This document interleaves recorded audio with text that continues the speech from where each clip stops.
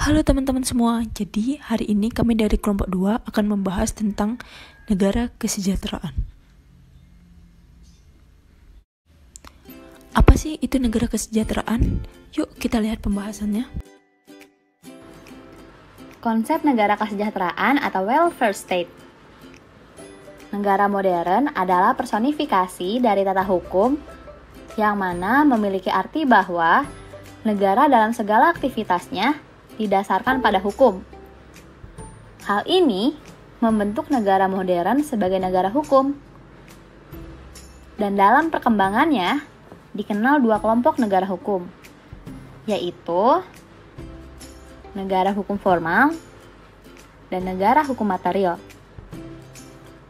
Negara hukum formal disebut juga sebagai negara klasik, yang menjadikan negara sebagai penjaga malam, dikarenakan tugasnya hanya menjaga agar tidak terjadi pelanggaran terhadap ketentraman atau bahkan terhadap ketertiban umum, melindungi jiwa, benda, atau hak-hak warganya secara pasif dan tidak dibenarkan campur tangan dalam berbagai bidang lain dalam kehidupan bermasyarakat selain tugas tersebut.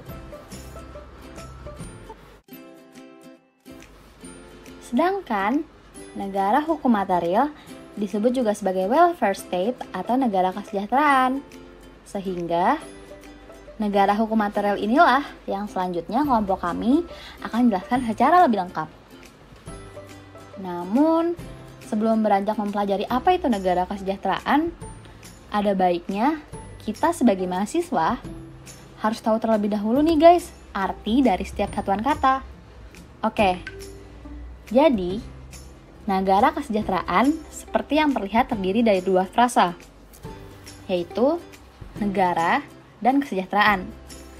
Ada yang tahu nggak sih negara itu apa? Dan kesejahteraan itu apa? Ya udah, kita bahas sama-sama yuk guys. Untuk masyarakat umum, pasti menggambarkan negara sebagai seperangkat alat dari masyarakat yang mempunyai kekuasaan untuk mengatur masyarakat di dalamnya. Selain itu, pasti negara juga dikaitkan dengan batasan wilayah negara, bendera, dan juga pengakuan dari negara lain kan guys? Beralih dari negara nih, pasti mengenai kesejahteraan. Yang dipikirkan pertama kali adalah hidup makmur, kemiskinan berhasil dilawan, kesehatan terjamin, dan juga aspirasi secara merdeka dapat disuarakan. Itu benar sih guys. Tetapi itu hanya gambaran garis besarnya saja loh, daripada negara kesejahteraan itu sendiri. Kalau begitu, mari masuk ke materi dan membahas mengenai negara kesejahteraan. Ayo guys, jangan lupa diperhatikan ya. Negara kesejahteraan merupakan pengaruh dari paham sosialis yang berkembang pada abad ke-19 sebagai simbol perlawanan terhadap kaum penjajah yang kapitalis liberalis. Sehingga daripada hal ini, maka diketahui bahwa negara kesejahteraan digambarkan sebagai pengaruh dari hasrat manusia yang mengharapkan terjaminnya rasa aman, tentram, sehingga senantiasa mengupayakan berbagai cara untuk mencapai kesejahteraan itu sendiri. Kesejahteraan yang dimaksud menurut Jürgen Habermas sebagai jaminan kepada seluruh masyarakat dalam perlindungan atas the risk of unemployment, accident, illness, old age, and death of the breadwinner must be covered largely to welfare provision of the state. Oleh karena itu, maka dapat nih poin-poin bahwa kunci negara kesejahteraan adalah isu mengenai jaminan kesejahteraan rakyat oleh negara. Lanjut nih guys, menurut Bar, ada beberapa hal penting mengenai peran negara kesejahteraan, yaitu yang pertama, sumber kesejahteraan tidak hanya berasal dari negara. Jadi, kesejahteraan dapat berasal dari pemasukan gaji, tabungan di bank, asuransi dan donasi warga yang lebih mampu secara sukarela, Dan terakhir adalah lewat kebijakan pemberian uang tunai atau dalam bentuk tertentu, cash benefit or benefit in kind. Yang kedua, cara penyampaian sumber daya kesejahteraan. Penyampaian ini bisa dilakukan dengan cara memberikan pelayanan gratis seperti BPJS. Oleh karena itu, maka dapat nih poin kedua bahwa sumber kesejahteraan tidak hanya berasal dari negara.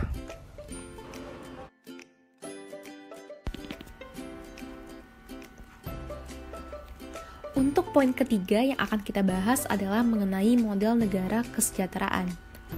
Terdapat 4 model kesejahteraan, yaitu yang pertama adalah model liberal atau residual yang memiliki ciri-ciri sebagai berikut. Yang pertama, dukungan sosial yang means-tested atau terbatas atau disebut juga dengan bersyarat dan lebih berupa jaringan pengaman. Yang kedua, upaya negara yang lebih besar dipusatkan pada upaya menciptakan skema pembiayaan supaya warga negara dapat berpartisipasi kembali dalam arus besar ketenagakerjaan. Dan yang terakhir, pengembangan industri dan perdagangan dikembangkan terlebih dahulu atau precursory untuk menciptakan akses atas barang dan jasa, serta daya beli yang berkelanjutan. Untuk contoh negara penganut model ini yaitu seperti Amerika Serikat, Kanada, dan Australia. Model selanjutnya yaitu yang kedua adalah model konservatif yang memiliki ciri-ciri sebagai berikut. Yang pertama, negara mengusahakan skema kesejahteraan yang dikelola oleh negara. Yang kedua, dalam produksi dan perorganisasian, negara bukan satu-satunya pelaksana, melainkan juga berkolaborasi warga negara atau pekerja dengan sektor swasta, dan juga pajak negara yang dikaitkan dengan tunjangan tertentu. Yang ketiga, pajak dapat dikatakan tetap tinggi terkait dengan pembiayaan secara meluas sesuai dengan kebutuhan warga negaranya.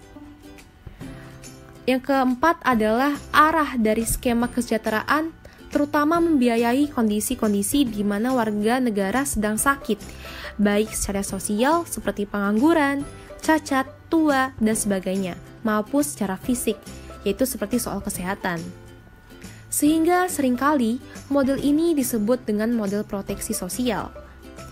Dan untuk contoh negara penganut model ini yaitu seperti Austria, Perancis, Jerman, dan juga Italia.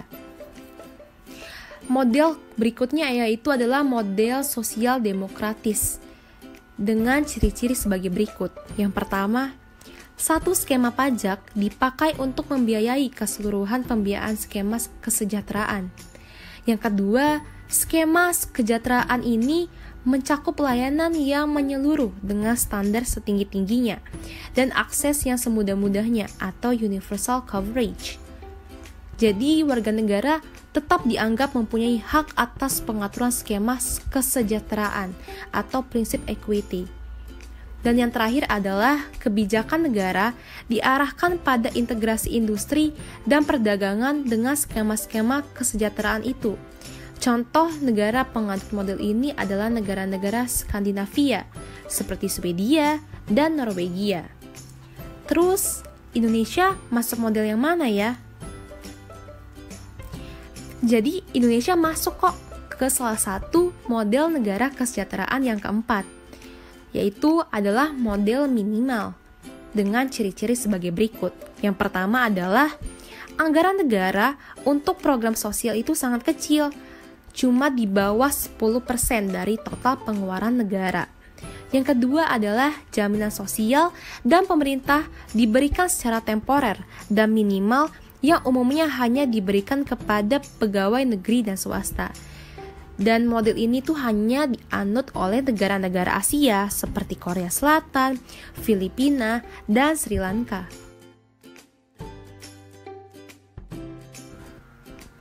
Seperti yang sudah dibahas tadi, jadi kita sudah mengetahui nih, negara kesejahteraan dianut beberapa negara dengan 4 model.